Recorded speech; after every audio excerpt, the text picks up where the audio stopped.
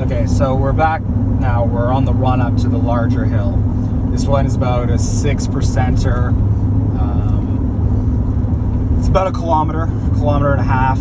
So between 3/4 of a mile to a mile in length.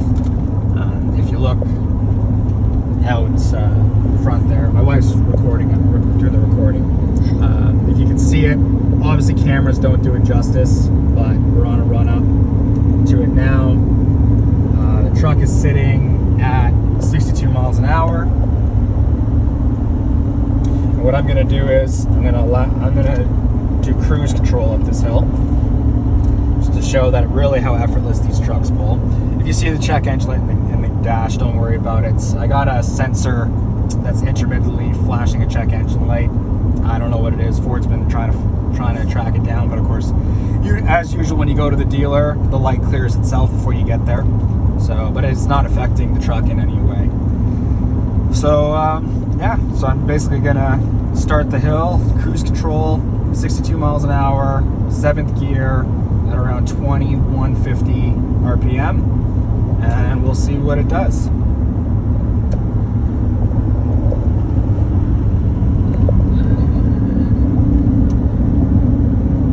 So I'll show the hill as we're approaching it.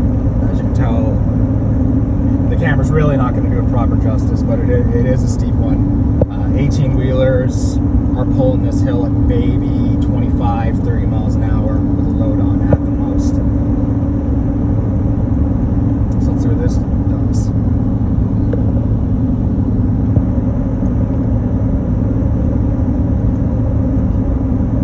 So we're starting the hill now. The truck is showing, truck's dropping from 62, 59, so she's gone down to 5th gear.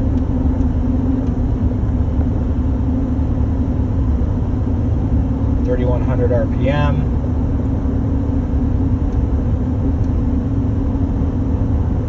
It's not going back to 62 yet, but I don't really care if it does. A 2 mile per hour drop over the set speed on a hill isn't a big deal to me. I would rather it just pull where it's comfortable instead of overworking.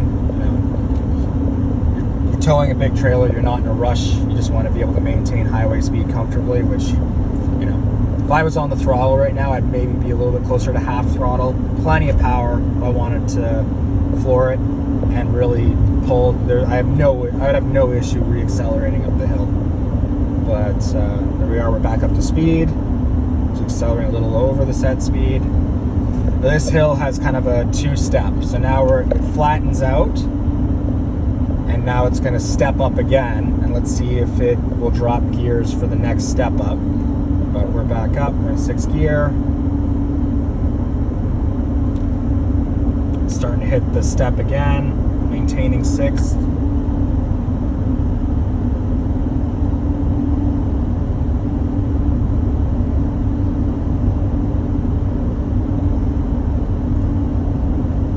And we're at the top.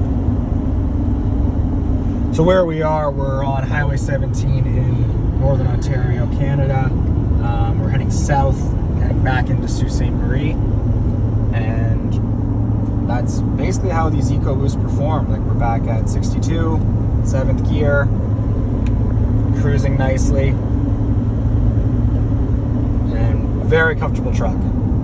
You know, the only thing I would say with these trucks being half tons, you know, the rear suspensions are a little soft.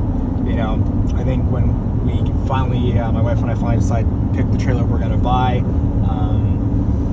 definitely going to have a load stabilizer to help, either a timber setup, sumo spring. I want to avoid airbags just with the salt and stuff that we have here in Canada. They don't seem to last very long. They rot out. I'd be afraid of that for the airbags. So I want more of a permanent setup, timber or sumo springs. But other than that, that's all these trucks really need. We're running away distribution and no power issues. Very comfortable vehicle to drive long term. And we're 500 miles in. We have another 500 miles to get home. So it'd be a 1,000-mile round trip, 1,600 kilometers, and no stress, very relaxed at the end of the day. So I hope this helps anybody that wants kind of a little bit more realistic version of how these trucks tows. And Take care.